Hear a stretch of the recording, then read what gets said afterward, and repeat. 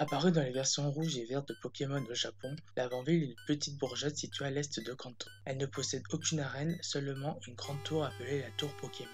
Si nombreux connaissent cette légende, c'est qu'il s'agit d'une ville contenant plusieurs creepypastas qui ont pu altérer le mental et le physique de certains individus ayant joué au jeu. La preuve, tout est parti d'un mystérieux reportage parlant du suicide d'enfants âgés de 10 à 15 ans en 1996, au nombre de 200 qui ont le mérite de recevoir les toutes premières versions du jeu. Oui, il s'agit bien de la musique à l'entrée du village l'avant-ville des premières versions.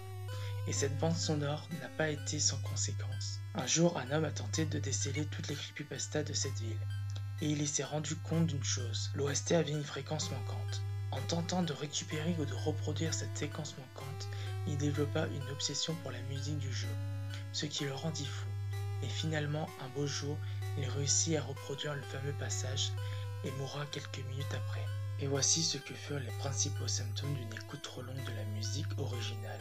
Apnée du sommeil, obstructive, migraine sévère, autorragie, tinnitus, insomnie, saignement de nez, développe de la violence envers autrui et parfois à lui-même, maux de tête, irritabilité, migraine, lenteur et fatigue permanente, et perte d'attention. Mais n'oublie pas, j'ai dit plusieurs creepypastas. Dans Pokémon Vert, sur ses premières versions, la légende raconte qu'en se rendant sur la route 7, au bloc numéro 31, en portant le nom de JCA, on peut tomber sur un Pokémon énigmatique nommé Pokémon 731. Il s'agit d'un Pokémon avec une première représentation sous forme de fantôme, puis une animation subliminale de 59 autres images dont les visages hurlants, un squelette encapuchonné, des individus lambda ou encore des enfants morts selon certaines versions.